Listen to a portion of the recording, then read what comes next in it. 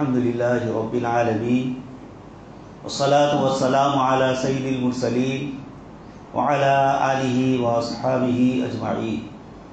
قال الله تبارك وتعالى في الكلام المجيد والفرقان الحميد: أعوذ بالله من الشيطان الرجيم، بسم الله الرحمن الرحيم. يا أيها الناس اتقوا ربكم الذي خلقكم من نفس واحدة وخلق منها زوجها وبث منهما رجالا كثيرا ونساء واتقوا الله الذي تساءلون به والأرحام إن الله كان عليكم رقيبا. وقال تعالى: وإن يتفرقا يغني الله كلا من سعته وكان الله واسعا حكيما. وقال النبي صلى الله عليه وسلم: يا معشر الشباب من استطاع منكم الباءة فليتزوج فإنه أغض للبصر وأحسن للفرج ومن لم يستطع فعليه بالصوم فإنه له وجاء. صدق الله العظيم وصدق رسوله النبي الكريم ونحن على ذلك لمن الشاهدين والشاكرين والحمد لله رب العالمين. محترم و مکرم حضرات علماء کرام اور ایمان والے بھائیوں، آج کی ہماری یہاں کی حاضری نکاح کے سلسلے میں ہوئی. انسانی زندگی میں اللہ تبارک و تعالیٰ نے سماجی زندگی کا سب سے بڑا مسئلہ رکھا اور انسان اور جانور کے درمیان فرق فرمایا. نکاح اللہ تبارک و تعالیٰ نے انبیاء کرام علیہ السلام کا طریقہ اور سنت بتلائی. وَلَقَدْ أَرْسَلْنَا رُسُلًا مِّن قَبْلِكَ وَجَعَلْنَا لَهُمْ أَزْوَاجًا وَذُرِّيَّةً. اس لیے انسانی زندگی کا یہ سب سے اہم موڑ ہوتا ہے. سماج بنتا ہے افراد سے. انسانوں کی الگ الگ جماعتیں اور منتشر اکائیاں جب ملتی ہے تو اس کو سماج اور سوسائٹی کہا جاتا ہے. آدمی نکاح کے ذریعے ایک سماجی رشتے میں مضبوط طور پر بندھن میں آ جاتا ہے. پہلے بھی نکاح سے پہلے کے بھی سارے رشتے موجود ہیں اور ان سب کا لحاظ کرنا ہے، لیکن نکاح کے بعد ایک اور رشتہ اور ایک اور نسبت آدمی کے ساتھ لگتی ہے تو اس کی ذمہ داریاں اور اس سلسلے کے حقوق کیا ہے اس کو جاننا ضروری ہوتا ہے.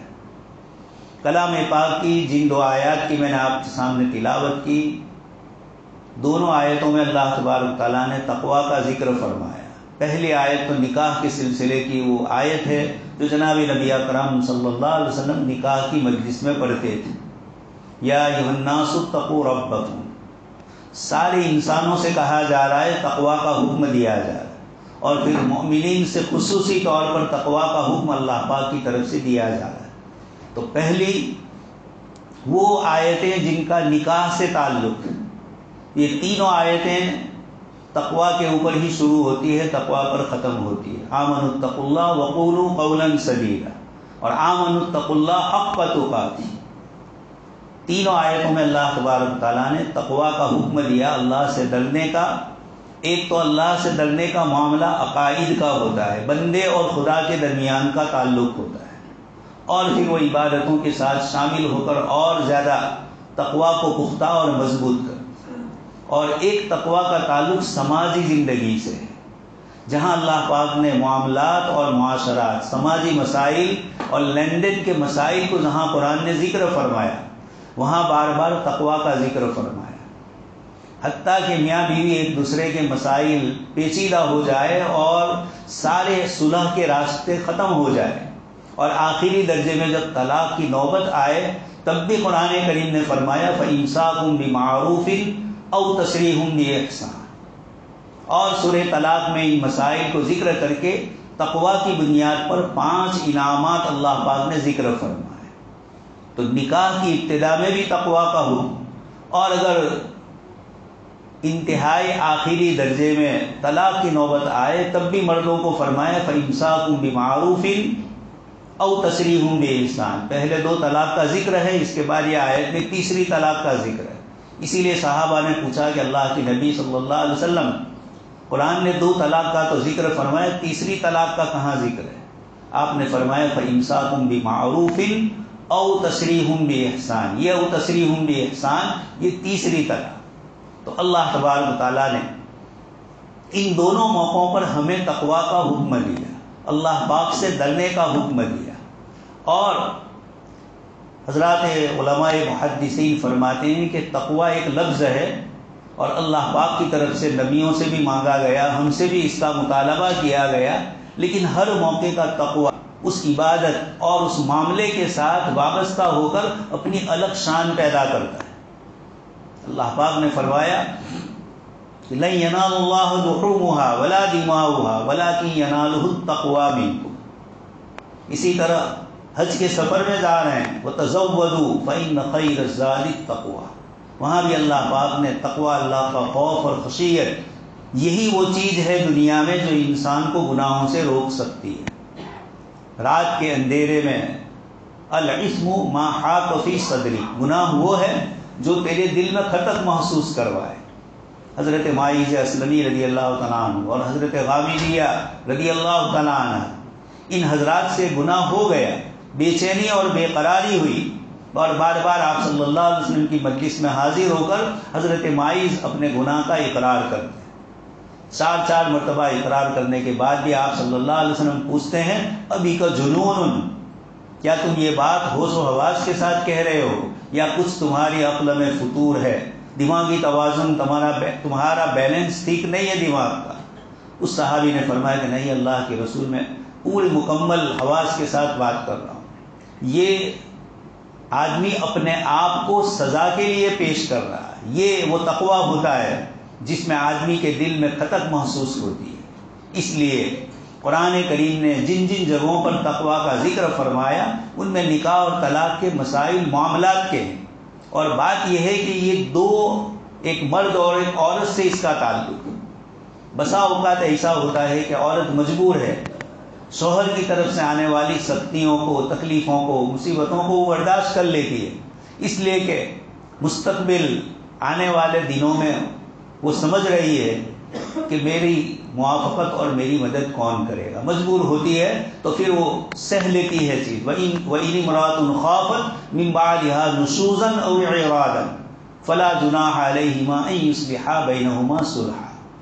اللہ پاک نے میاں بیوی کے درمیان طلاق نہ ہو اور مسئلہ آسان ہو جائے اس کے لیے ایک شکل ذکر فرمائی ہے، عورت اپنے کچھ حقوق معاف کر دے. تو یہ تقویٰ کی بنیاد پر جو آدمی تقویٰ اور اللہ کا در اختیار کرتا ہوگا وہی اپنی عورت کے ساتھ اچھا سلوک کرے گا. بلیک میلنگ اور کسی طریقے سے اس کا استحصال کیا جائے، اس کو کہیں نہ کہیں اس کی دبتی رت پکڑ کر اس کو ستایا جائے، قرآن کریم نے اس سے منع فرمایا. اس لیے اللہ کے نبی صلی اللہ علیہ وسلم نے دنیا سے جاتے ہوئے بھی الصلاۃ وما ملکت ایمانکم استوصوا بالنساء خیرا، حجۃ الوداع کے موقع پر آپ نے فرمایا. تو مفسرین یہ فرماتے ہیں کہ دونوں جگہ تقویٰ کا حکم فرمایا اور دونوں کو حقوق ذکر کیے اور ذمہ داریاں بتلائی، لڑکے کو بھی بتلائی، لڑکی کو بھی بتلائی. دونوں قسم کی ذمہ داریاں سماج اور سوسائٹی کے افراد پر بھی. اسلام نے مرد اور عورت دونوں کو الگ نہیں کر دیا ہے پورے سماج سے، بلکہ ہر اعتبار سے سماج کے دائرے میں اس کو گھیرا ہے. اسی لیے ایک آیت میں سورہ نور میں فرمایا وَأَنكِحُوا الْأَيَامَ مِنكُمْ وَالصَّالِحِينَ مِنْ عِبَادِكُمْ وَإِمَائِكُمْ. أَنكِحُوا الْأَيَامَ، جن کی شادی نہیں ہوئی ہے ان کی شادی کرواؤ. یہ حکم لڑکے اور لڑکی کے اولیاء کو، ان کے ذمہ داروں کو، باپ بھائی رشتہ دار جو بھی ہیں قریبی، ان کو اللہ پاک کی طرف سے یہ حکم دیا جا رہا. اور جناب نبی اکرم صلی اللہ علیہ وسلم نے اسلامی معاشرے میں کئی جنگیں ہوئی، کئی حضرات شہید ہوئے، لیکن اسلامی نظام مملکت میں مدینہ منورہ میں بیواؤں کا مسئلہ اور تکلیف اور پریشانی کا مسئلہ نہیں پیش آیا، اس لیے کہ سب اپنے اپنی ذمہ داریاں جانتے تھے. اور آپ صلی اللہ علیہ وسلم ابھی اس عورت کی عدت پوری نہیں ہوتی ہے، اس سے پہلے آپ صلی اللہ علیہ وسلم کے پاس ان کے پیغام آتے تھے. حضرت فاطمہ بنت قیس رضی اللہ تعالیٰ عنہ، لمبا قصہ مشہور ہے ان کا. یہ عدت کے دن گزار رہی تھی، شوہر نے طلاق دی تھی اور ابھی عدت پوری نہیں ہوئی کہ مختلف لوگوں کی طرف سے پیغام پہنچے. قرآن نے پھر بعد میں اس کو منع بھی فرمایا وَلَٰكِن لَّا تُوَاعِدُوهُنَّ سِرًّا إِلَّا أَن تَقُولُوا قَوْلًا مَّعْرُوفًا. خیر، تو اللہ پاک نے یہ نظام بنایا کہ جب آدمی سماجی زندگی میں آئے گا وہ اپنی ذمہ داریاں قبول کرے گا. سب سے بڑا مسئلہ اس وقت جو 3 طلاق کے بعد عدت کا ہے اور عدت کے بعد کے خرچے کا مینٹیننس، نفقہ اور بھرن پوشن، اس کے لیے اس سے پہلے بھی سپریم کورٹ میں آپ سن چکے ہیں، کئی سال پہلے شاہ بانو کیس 1985 میں ہوا، اس وقت ابھی یہ ججمنٹ آیا اور ابھی 1-2 مہینے پہلے پھر یہی مسئلہ دوبارہ سپریم کورٹ کے ذریعے آیا اور 125ویں قلم کا سہارا لے کر اس کو بھی لازمی کر دیا. یہ اصل دین یوروپ کی ہے. وہاں پہلی جنگ عظیم، پہلا وشو یدھ ہوا اور بہت سارے لوگ مارے گئے، تو مردوں کی تعداد کم ہو گئی، عورتوں کی تعداد زیادہ رہی. ایسے موقع پر یوروپ کی عورتیں مجبور ہو کر کمانے کے لیے گھر سے باہر نکلی اور پھر اس کے بعد دنیا انسانیت نے ان کو آگے بڑھانے کے اور عورتوں کے رائٹس، ان کے حقوق بتلانے کی ذمہ داریوں میں آگے بڑھاتے ہوئے اس کو بیچاری کو گھر سے باہر نکال کر کام کاج میں لگا دیا. یہ اسلامی تصور نہیں ہے. اللہ پاک فرماتے ہیں الرجال قوامون علی النساء بما فضل اللہ بعضهم علی بعض، کہ اللہ پاک نے مرد کو نگران اور ذمہ دار بنایا. اس کی عقل و شعور عورت کے مقابلے میں صبر و برداشتگی اس میں زیادہ ہوتی ہے. اس لیے طلاق کی اجازت اور طلاق کا حکم بھی شوہر کی طرف اس کی نسبت کی، اس کا اختیار عورت کو نہیں دیا گیا براہ راست. قاضی اور شرعی پنچایتوں کے واسطے سے عورت اپنے حقوق مانگ سکتی ہے، اور جناب نبی اکرم صلی اللہ علیہ وسلم کے زمانے میں ایسے مسائل آئے، عورت نے اپنے شوہر کے ساتھ رہنا پسند نہیں کیا تو آپ نے فرمایا کہ تمہارے شوہر نے مہر میں جو ایک پورا باغ دیا ہے، اتردین، کیا تم اس کو واپس کرو گی؟ انہوں نے کہا جی ہاں. مجھے یہ بتلانا ہے کہ شریعت نے مردوں کو بھی ذمہ داریاں اور حقوق دیے ہیں اور عورتوں کو بھی دیے. یہ واقعات بتلاتے ہیں کہ اللہ کے نبی صلی اللہ علیہ وسلم نے عورتوں کا کتنا لحاظ فرمایا. اسی طرح عورت کے ذمے بھی جو ذمہ داریاں ہیں قرآن کریم نے اس کو ذکر فرمایا. تو پہلے تو فرمایا بما فضل اللہ بعضهم علی بعض، کچھ خصوصیات مرد میں ہے جو عورت میں نہیں ہے، کچھ اچھی چیزیں عورت میں ہے جو مردوں میں نہیں ہے. یہ فطرت اور اللہ پاک کی طرف سے نیچر کے طور پر طبیعت میں ہی یہ چیز ڈالی گئی. دونوں کی سوچ اور دونوں کے ہارمونس جو اللہ پاک نے جسم میں رکھے ہیں، ان کے درمیان بھی فرق کیا گیا ہے. جسم کی ظاہری حیت بھی حضرت علامہ بنوری رحمۃ اللہ علیہ فرماتے ہیں کہ عورت کو سر سے لے کر پیر تک کا پورا جسم پکار کر کہہ رہا ہے کہ یہ چھپانے کی چیز ہے، اور یہ اس طرح کی ہے کہ جس کا تعلق مردوں سے الگ ہے. اس لیے پہلے تو فرمایا بما فضل اللہ بعضهم علی بعض، ایک دوسرے پر فضیلت دی دونوں کی خصوصیات کی بنیاد پر. اور دوسرا فرمایا وَبِمَا أَنفَقُوا مِنْ أَمْوَالِهِمْ، مرد عورت کے اوپر خرچ کرتا ہے. یہ قوام اور نگران کی ذمہ داری بنتی ہے. اسلام میں 3 چیزیں ہوتی ہیں جس کی بنیاد پر کسی کو کوئی چیز دی جاتی ہے. سب سے پہلے قرابت داری، رشتہ داری، وراثت میں اس کی بنیاد پر شرکت ہوتی ہے. دوسرے نمبر پر ملکیت، مالک ہونا، مکان کے مالک، زمین کے مالک، اور دوسری چیزیں ہیں ان کے مالک، یہ ملکیت. اور تیسری چیز آتی ہے آپسی معاہدے کی بنیاد پر، حبس، روکنے کی بنیاد پر. عورتوں کو جو دیا جا رہا ہے، چونکہ ایک اجنبی گھر میں وہ عورت آ رہی ہے، شوہر کے ذمے اس کی کھانے پینے کی ذمہ داریاں شریعت نے متعین فرمائی. اسی لیے حضرت مولانا تقی عثمانی صاحب نے بہت لمبا ایک مضمون ذکر فرمایا کہ یوروپ اور امریکہ میں وہاں کی عورتیں اسلام میں داخل ہو رہی. تو ٹائم میگزین والے نے لکھا کہ یہ عجیب ہے کہ ہم برسوں سے عورتوں کی نسبت سے مسلمانوں کو دنیا میں ذلیل کر رہے ہیں، اور عورتوں کی ہمدردی کی بنیاد پر اسلام پر ہم اعتراض کرتے ہیں. لیکن عجیب ہے کہ جتنی عورتیں اسلام میں داخل ہو رہی ہے مردوں کے مقابلے میں مرد اتنے اسلام میں داخل نہیں. جس صنف نازک کو اور جس کی کمزوری کو ملحوظ رکھ کر انہوں نے ایسے قانون بنائے جس میں عورتوں کو زیادہ سے زیادہ آزادی بھی ہے. وہ آزادی نہیں ہے، اس آزادی کے بعد اس کے لیے مسائل کھڑے ہوتے ہیں. اس لیے اللہ پاک نے فرمایا وَبِمَا أَنفَقُوا مِنْ أَمْوَالِهِمْ، مرد عورت کے اوپر خرچ کرتے ہیں. جناب نبی اکرم صلی اللہ علیہ وسلم جو دین لے کر آئے اس میں سب کے لیے آپ نے رحمت کا معاملہ فرمایا. کسی کا حق شریعت میں نہ ہو ایسا ہوگا ہی نہیں. ایسے باریک حقوق شریعت نے ذکر فرمائے کہ میں اور آپ مسجد میں یہاں بیٹھے ہیں ایک دوسرے کے بازو میں، یہ بازو میں بیٹھنے کے 15-20 منٹ کے بھی حقوق. سفر میں کسی کے ساتھ آپ ہو، بیٹھے ہوئے ہیں ٹرین میں، گاڑی میں، اس کے بھی حقوق قرآن کریم نے ذکر فرمائے. اللہ پاک نے کوئی حق ایسا محروم نہیں رکھا، اس لیے کہ الا یعلم من خلق وهو اللطیف الخبیر. جس ذات نے پیدا کیا وہ بڑی لطیف اور باریک بھی ہے، اس لیے اس نے تمام احکامات کی ذمہ داریاں. تو نکاح اور طلاق ان دونوں موقعوں پر اللہ تبارک تعالیٰ نے تقویٰ کا حکم فرمایا. وہاں مفسرین فرماتے ہیں کہ بسا اوقات ایسا ہوتا ہے کہ مرد اور عورت کے اپنے ذاتی معاملات ہوتے ہیں، شوہر اور بیوی کے. عورت کسی کے سامنے اس کو کہنا نہیں چاہتی. یہی حال مرد کا ہے، وہ دوسروں کے سامنے حتیٰ کہ اپنے والد والدہ بھائی بہن اس کے سامنے بھی نہ لڑکا نقل کرتا ہے نہ لڑکی نقل کرتی، اندر ہی اندر پریشان ہوتے ہیں. ایسی پریشانی کو دور کرنے کا اگر علاج ہے تو وہ اللہ پاک کا خوف. ایک روایت آپ صلی اللہ علیہ وسلم نے ذکر فرمائی، اذا خطب الیکم من ترضون دینہ وخلقہ، جب تمہارے پاس ایسے شخص کی طرف سے نکاح کا پیغام آئے جس کے دین پر تم راضی ہو، دیندار ہے، اور جس کے اخلاق و سنسکار اچھے ہیں، فزوجوہ. آپ صلی اللہ علیہ وسلم فرماتے ہیں لڑکی کے والدین اس کے رشتہ داروں کو کہ یہ جو ٹھکانہ آیا ہے اخلاق اور دین دونوں میں، حالانکہ دین میں بھی اخلاق ہے، لیکن پھر دوبارہ اس کے ساتھ اللہ کے نبی صلی اللہ علیہ وسلم نے وہ خلقہ، اخلاق کو بار بار ذکر فرمایا اور مستقل الگ ذکر فرمایا.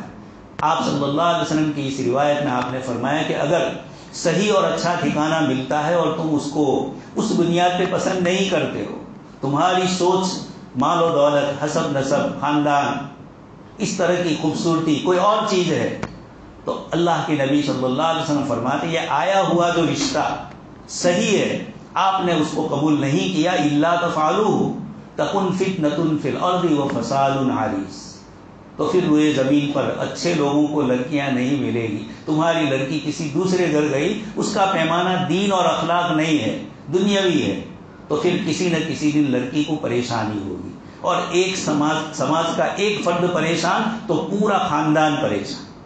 اس طرح پورے خاندان سے مل کر ایک اسلامی سوسائٹی بنتی ہے. تو اللہ کے نبی صلی اللہ علیہ وسلم نے فرمایا کہ اگر یہ صحیح رشتے ملنے پر نہیں کیا تو الا تفعلوہ تکن فتنۃ فی الارض، زمین میں فساد ہوگا، پریشانیاں ہوگی. حضرت حسن بصری رحمۃ اللہ علیہ اس روایت کی تفسیر فرماتے ہیں.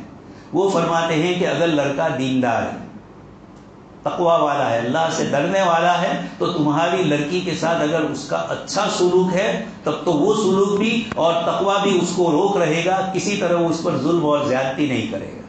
لیکن اگر دین نہیں ہوگا تو پھر تقوی نہیں ہوگا تو پھر یہ جو کچھ آپسی ناچاکیاں ہیں اس میں اضافہ ہوگا. اس لیے قرآن کریم نے مرد اور عورت کے مسائل پرائیویٹ ہوتے ہیں، پورے ایک دوسرے کے ساتھ وابستہ ہوتے ہیں، ایک دوسرے سے سہ لیتے ہیں، دوسرے کو کہہ نہیں سکتے ہیں.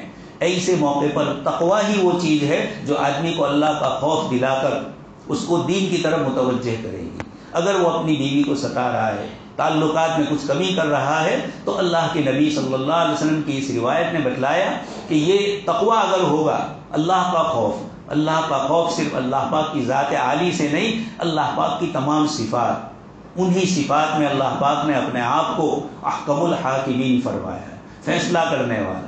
مرد کس طرح اپنی بیوی سے سلوک کرتا ہے، اللہ کے نبی صلی اللہ علیہ وسلم فرماتے ہیں اللہ پاک نے ان کا سارا حساب و کتاب رکھا ہوا ہے. اس لیے ان آیات میں یا ایھا الذین آمنوا اتقوا اللہ اور یا ایھا الناس اتقوا ربکم، آگے ارشاد فرمایا کہ اللہ پاک نے ایک ہی جوڑے سے حضرت آدم اور حضرت حوا سے انسانیت کو اس کا آغاز ہوا، ابتدا ہوئی، اور پھر انسانی زندگی دنیا کے اندر پھیلی، اور آپ دیکھ رہے ہیں اس وقت کی انسانی آبادی، یہ سب حضرت آدم علیہ السلام کی اولاد ہے.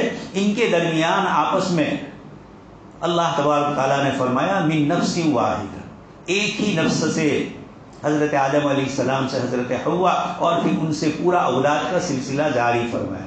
واتقوا اللہ الذی تساءلون بہ والارحام، اس اللہ سے ڈرو الذی تساءلون بہ، جس کا واسطہ دے کر ایک دوسرے سے کوئی چیز مانگتے ہو یا کسی اور قسم کی مدد کی ضرورت ہوتی ہے تو آدمی بولتا ہے اللہ کا واسطہ دے رہا ہوں آپ میری مدد کیجیے.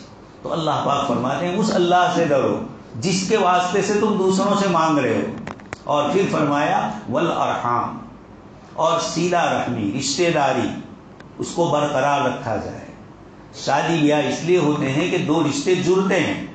آپ صلی اللہ علیہ وسلم نے اسی لیے ان رشتوں سے اور اس قسم کے نکاح سے منع فرمایا جو وقتی اور عارضی ہو.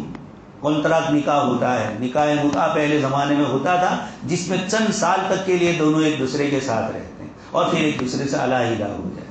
یہ اصل پوری ایک لمبی ہسٹری ہے. یوروپ میں جب مردوں کے اوپر عورتوں کا بوجھ طلاق کے بعد عدت کے بعد کا بھی ڈالا گیا تو وہاں کے مردوں نے سوچا کہ نکاح کریں گے تو طلاق ہوگی اور طلاق ہوگی تو پھر اس کے بعد مینٹیننس اور خرچہ دینا پڑے گا. اس سے بہتر یہ ہے کہ اس جھنجھٹ کو ہی ختم کر دو اور کانٹریکٹ نکاح، ایک دوسرے سے تعلق قائم کیے، 5 سال 10 سال کا کانٹریکٹ کیا، پھر ایک دوسرے سے علیحدہ.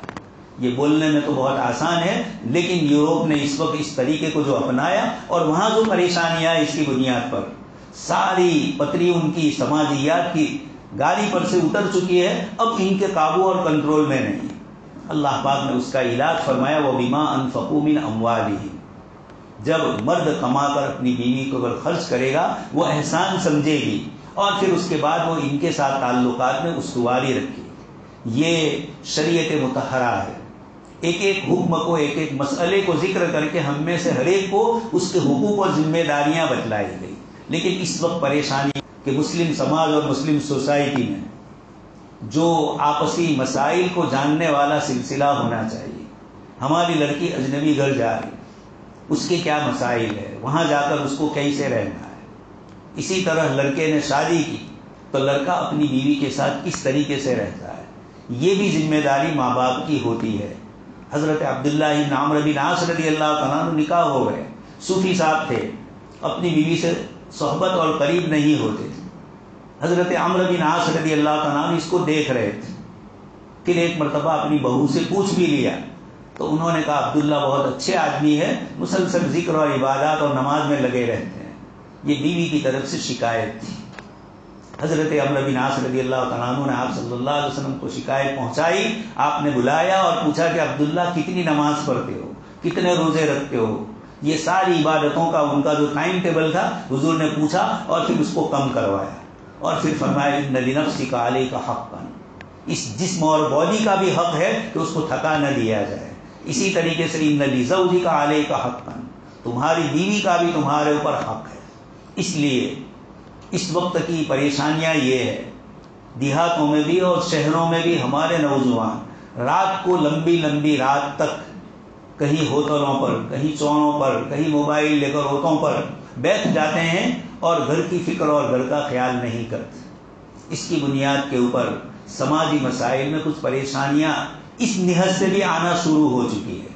اس لیے جو حق ہے دنیاوی اعتبار سے تو ہے ہی کہ جو آدمی رات کو دیر تک سوئے گا نہیں، آرام نہیں کرے گا تو دن میں پھر وہ کیا کام کر سکتا ہے؟ نہ ملازمت کر سکتا ہے، نہ کھیتی باڑی کر سکتا ہے، نہ تجارت کر سکتا ہے. اور اسٹوڈنٹ ہے، پڑھنے والا ہے تو اس کا تو یہ وقت ہی ضائع ہو رہا ہے. یہ سب سماجی زندگیوں کے پیچیدہ مسائل ہیں جو دوسروں کی نقل کرتے ہوئے ہمارے پاس آ گئے ہیں.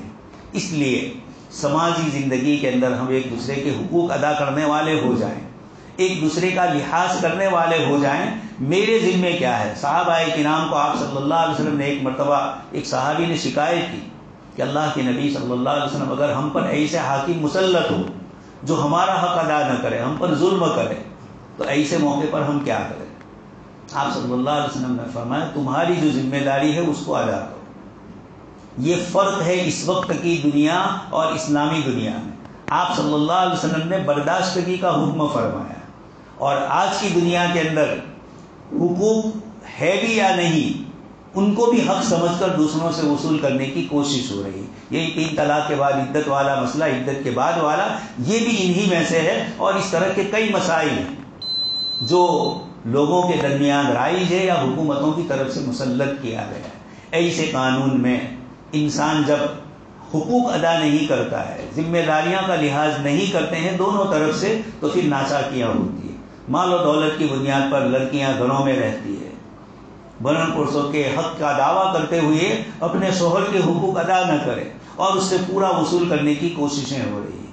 یہ سارے مسائل رات دن آ رہے ہیں۔ ان مسائل کا حل یہی ہے کہ اپنی اولاد کی صحیح تعلیم و تربیت کی جائے، پہلے ہی دن سے سکھلایا نہ جائے کہ گھر میں علیحدگی اختیار کر لی جائے، لڑکے کو پریشر میں ڈالا جائے، لڑکے والوں کو پریشر میں ڈالا جائے اور کسی طریقے سے علیحدگی کی بات۔ یہ الگ بات ہے کہ ماں باپ کی بھی ذمہ داری ہوتی ہے۔ اپنا لڑکا جب شادی کر کے آیا تو یہ لڑکی جیسے ہماری لڑکی ہے، ہم اپنی لڑکی کو اس کے سسرال میں جس طرح دیکھنا چاہتے ہیں، آنے والی بہو کے ساتھ بھی ہم بیٹی کا معاملہ کرتے ہوئے کریں تو یقیناً یہ مسائل حل ہو سکتے ہیں۔ یہ تمام نبی اکرم صلی اللہ علیہ وسلم نے بتلائے ہیں، لیکن افسوس ہے کہ ہم نے اس میں کوتاہی کی، اس کی بنیاد کے اوپر یہ مسائل کھڑے ہوئے۔ اللہ تبارک تعالیٰ سے دعا ہے کہ اللہ تبارک تعالیٰ ہم سب کو صحیح صاف ستھرا سماج اور سوسائٹی والا بنائیں، اور جو ایمانیات کی اور تقویٰ کی برکتیں ہیں ہمارے نکاح میں اللہ تبارک تعالیٰ اس کو رائج فرمائیں، اور اس ہونے والے نکاح کو بھی اللہ تبارک تعالیٰ قبول فرمائیں، دونوں خاندانوں کے درمیان مودت اور محبت نصیب فرمائیں۔ آمین۔ وآخر دعوانا الحمد۔